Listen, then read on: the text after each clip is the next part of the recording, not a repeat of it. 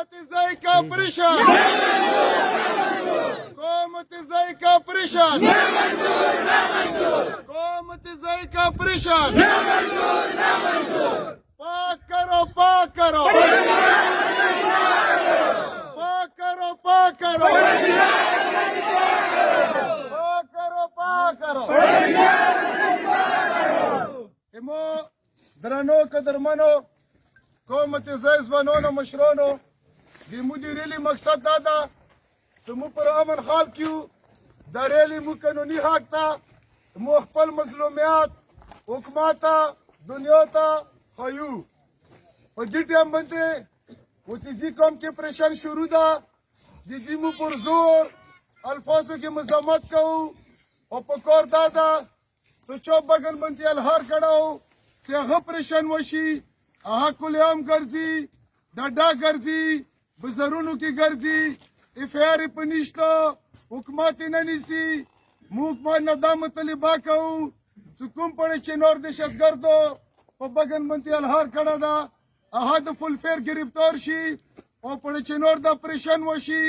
وسله د تنوع غستال شي او دویمه خبره دا ده چې کومې مو تیزیز بنان بغن ما د شمو پر گرفتار دي هغه د نن فورا راخلوشي کچېره راخلوص نشو بیا به مو خپل لای عمل جوړو بیا به پلان بي وي بیا به خانوي دا بګونونی ولي شي مشمون دي بډاګون دي کورم ډي سي ډي پی او نه مو درخواست کوو سزا د نن فلپور اخلوشي او بل خبره دا ده چې مو دا بازار رنګ ده ادي د ارجنټ بیس باندې ایمیجیټلی مونږ ته کور شروع شي دای مو بازار ده حق ده بلډینګونه د جوړ شي مارکیټونه د جوړ شي او د کندارانو هټ نقصانونه شوي هغه ته د خپل ځلا ملو شي او د کورونا څخه کوم سوي دي دا د موترجان چیف منسٹر نا او جیوسی صاحب نا کور کمانډر نا کوار کمشنر نا دا مو ته درخواست کوو سزا د مو ته ایمیجلی په دې هفته کې تیار شي نعره تکبیر نعره تکبیر نعره تکبیر او بل خبره دا ده کچېرې دو مو ته ځلا نه کوي د مو د کندارانو ایمونږ د سوي کورونو ایمونږ د مارکیټونو اواز نه واوري نو بیا دا هوا مجبور ده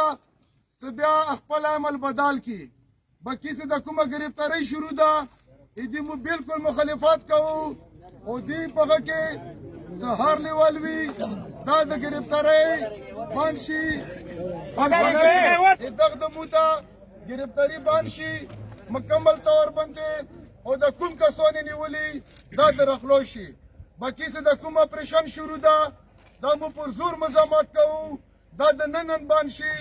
دا مو سره تبعي تسام کړیو خلک ووالو خلک تباه کړو دا قوم دي زینه وزینه دا مو خوره ده په دې به زه مړ کېږم اندیزې کې څه بمبرۍ راباندې وشیات نه نوازم قومت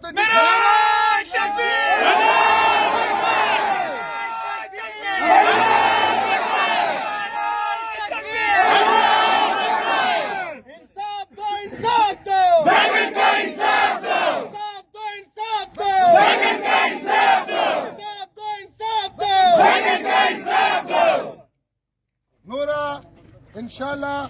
کنن متقیدیو نشو رخلوص اپریشن نشو بان سبب بیا عمل بدل وي او ټول براوځي بیا به مله درنې طرف بیا به مغزه مشوره کی